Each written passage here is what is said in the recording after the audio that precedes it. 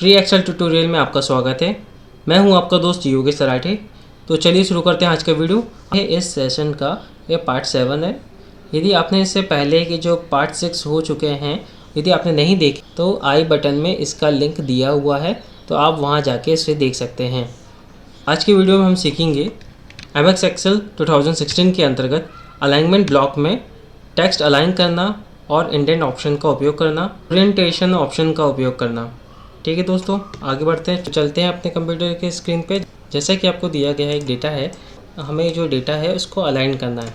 यदि हम इस चाहते हैं कि ये जो डेटा लिखा हुआ है, इस डेटा को हमें मिडिल में करना है या लेफ़्ट में करना है या राइट में करना है, तो हम उसको सबसे पहले करेंगे सेलेक्ट। इस तरह से सेलेक्ट करने के बाद में हम यहाँ पे अलाइनमेंट ब्लॉक में जाएंगे।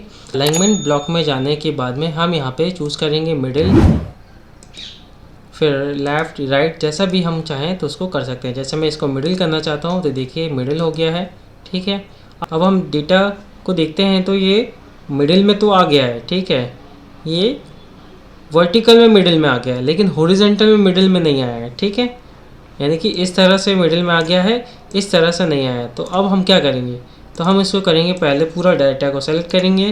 डेटा को सेलेक्ट करने के बाद में हमारे यहाँ पे देखो अलाइनमेंट ब्लॉक होता है। अलाइनमेंट ब्लॉक में यहाँ पे इसके ऊपर देखिए ये मिडिल अलाइन है।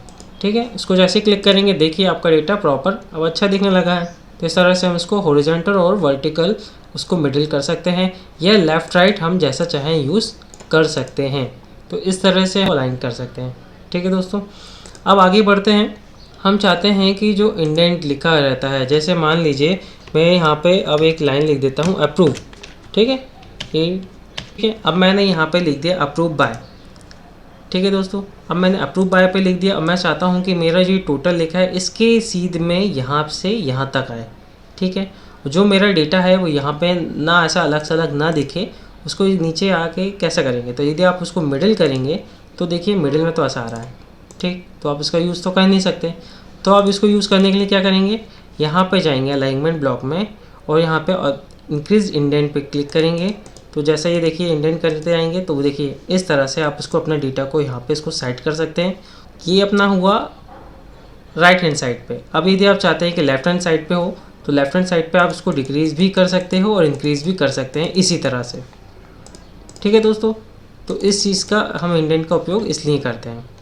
मैं आपको एक और बार बता देता हूँ, जो हमारा अप्रूव बाय लिखा हुआ है, अप्रूव बाय को मुझे इंडेंट को डिक्रीज़ और इंक्रीज़ कैसे करते हैं, तो डिक्रीज़ और इंक्रीज़ करने के लिए इसके अलाइनमेंट में मिलाने के लिए हम यहाँ पे क्लिक करेंगे, इंक्रीज़ इंडेंट करेंगे। तो देखिए इस तरह से हम अपने डेटा को यहाँ पे इसकी लाइन सीध में ला सकते हैं। तो इसका उपयोग यह होता है, और इसी तरह से हम इसको डिक्रीज़ भी कर सकते हैं और इंक्रीज़ भी कर सकते हैं। ठीक है दोस्तों, अब आगे बढ़ते हैं। अब देखते हैं, आप देखिए अब यहाँ पे जो हेडिंग लिखी है, हेडिंग में इसको मैं यहाँ पे इसको बड़ा कर देते हैं। तो देखिए ये अभी मिडिल में है, जिस तरह से पूरा डेटा है। ठीक है, अब मैं चाहता हूँ कि ये कुछ अलग तरीके से हो जाए, तो उसके लिए हम क्या करेंगे, तो अलग तरीके से में अपना डेटा को ओरिएंट करना है, जो हेडिंग लिखी है उसे ओरिएंट करना है। तो किस तरह से कर सकते हैं, तो सबसे पहले हम अपने डेटा को सेलेक्ट करेंगे। डेटा को सेलेक्ट करने के बाद में हम यहाँ पे दे जाएंगे, यहाँ पे ओरिएंटेशन लिखा रहता है। अब यहाँ पे क्लिक करेंगे तो जैसे angle counter clockwise, angle clockwise, vertical text, rotate text down, तो और फॉर्मेट सेल होता है। ठीक है, अब जैसे मान लीजिए मैं फर्स्ट वाले पे क्लिक करता हूँ तो देखिए आपका जो डेटा है और जो हेडिंग है इस तरह से शो होने लगी है। तो इस तरह से हम अपने डेटा को खूबसूरत बना सकते हैं। या आप चाहते हैं एंगल आपका जो है क्लॉकवाइज आ जाए तो इस तरह से हो जाएगा। ठीक है, वर्टिकल हो जाए तो वर्टिकल टेक्स्ट होंगे। ठीक है, ध्यान दीजिएगा ये यहाँ पे टेक्स्ट हो रहा है क्योंकि जो नाम ही है इसका वर्टिकल टेक्स्ट, और राउंड बाद में लिखा है रोटेट टेक्स्ट अप। तो हम जैसे इसको क्लिक करते हैं तो देखिए आपका वर्ड आपका प्रॉपर रोटेट हो गया। ठीक है, इसी तरह से हम इसका यूज़ कर सकते हैं। उसके बाद में हम यहाँ पे जाएंगे तो देखिए सबसे लास्ट में एक फॉर्मेट सेल अलाइनमेंट लिखा है। तो जैसे हम इसको क्लिक करते हैं तो फॉर्मेट सेल का एक पॉपअप खुल गया है। अब इसके अंदर आप देखिए हॉरिजॉन्टल, वर्टिकल, इस तरह से डेटा लिखा हुआ है ना।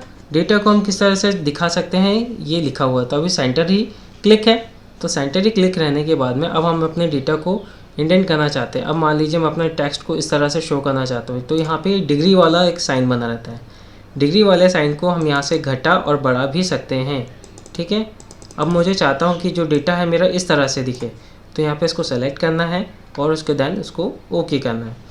इन टेक्स्ट कंट्रोल और राइट टू लेफ़्ट का हम उपयोग अब बाद में करेंगे। ठीक है, तो अभी हम इसको सेलेक्ट करते हैं और ओके करते हैं, तो देखिए इस तरह से डेटा शो हो गया है।